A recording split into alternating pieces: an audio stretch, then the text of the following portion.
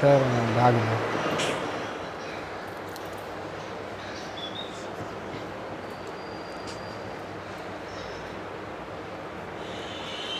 Hello friends, welcome back to our YouTube channel English practice with Mohan. Friends, आज की class में हम लोग सीखने वाले हैं फ्यूचर इंडेफिनिट टेंस के बारे में। तो मैंने अब तक प्रेजेंट के सारे टेंस और पास्ट के सारे टेंस को वहाँ पे सिखा दिया है। तो जो भी नहीं देखे हैं तो आप लोगों से रिक्वेस्ट है कि पीछे के क्लास ज़रूर देखें।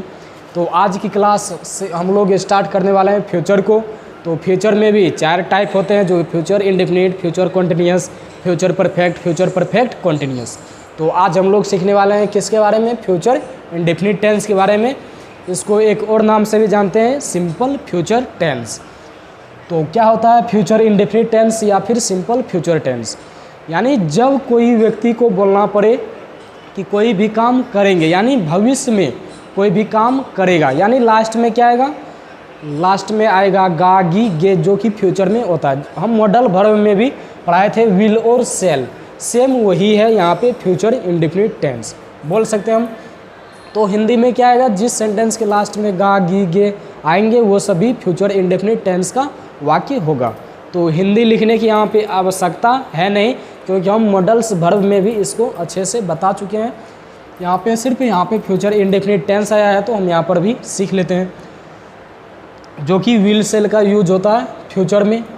तो वही हम यहाँ पे स्ट्रक्चर लिखते हैं पहले, क्योंकि बिना स्ट्रक्चर का कोई भी सेंटेंस नहीं आ सकता है।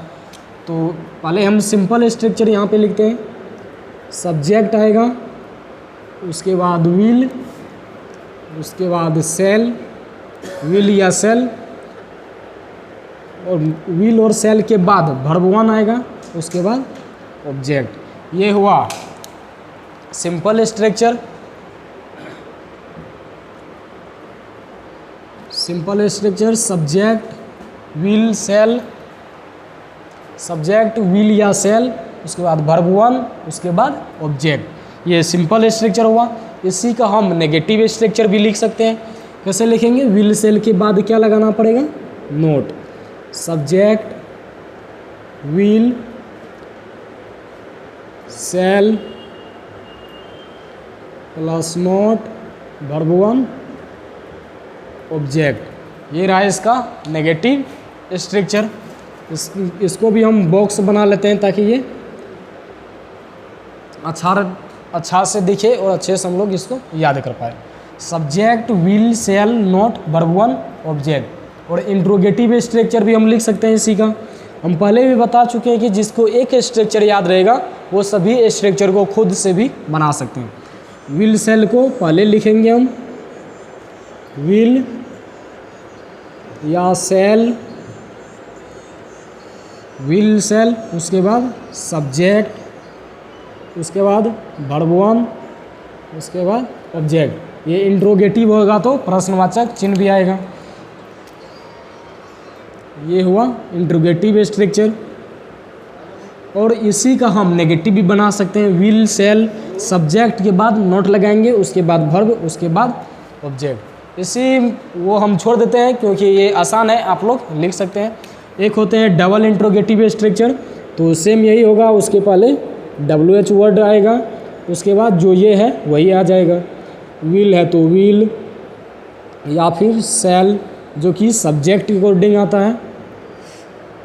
WH word will shall subject verb 1 object. ये रहा फ्यूचर इंडेफिनिट टेंस का स्ट्रक्चर, डबल इंट्रोगेटिव स्ट्रक्चर।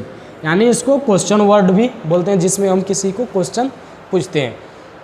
ये सभी स्ट्रक्चर हुआ इन फ्यूचर इंडेफिनिट टेंस का। और इस तरह के सेंटेंस यानी फ्यूचर इंडेफिनिट टेंस जो बनेंगे ये सभी स्ट्रक्चर पर ही बनेंगे। और इसके लास्ट में क्या आएगा? हिंदी में गागी गे, जैसे मैं जाऊंगा, मैं खाऊंगा, आप लोग अंग्रेजी सीखेंगे।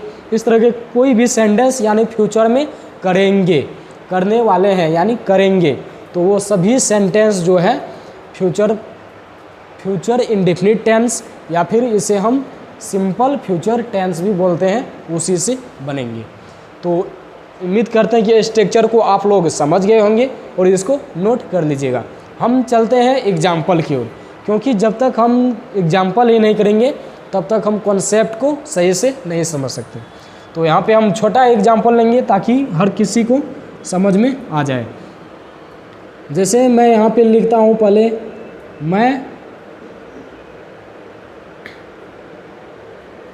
मैं जाऊँगा, जैसे कि मैंने ये अभी बोला भी था, मैं जाऊँगा।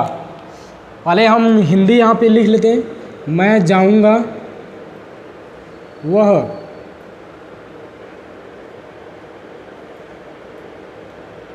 नाचेगा, वह नाचेगा, आप किताब पढ़ेंगे, आप किताब पढ़ेंगे। जैसे कि यहाँ पे मैं जाऊँगा मतलब अभी नहीं गया हूँ, कभी जाऊँगा यानी जाऊँगा। वह नाचेगा, अभी नहीं नाच रहा है मतलब वो नाचेगा कभी फ्यूचर में, भविष्य में। आप किताब पढ़ेंगे, अभी नहीं पढ़ रहे हैं या बाद में यानी फिर कभी पढ़ेंगे। तो चलिए हम इसका इंग्लिश बनाते हैं। तो ये सभी गा गी गे है, लास्ट में सिंपल है, तो उसके लिए हम सिंपल स्ट्रक्चर लगाएंगे। मैं का इंग्लिश क्या होता है, आई, और आई के साथ सेल आता है। नियम का आता है कि आई और वी के साथ सेल आता है, लेकिन अभी के इंग्लिश में क्या है कि आई के साथ हम विल भी लगा सकते हैं।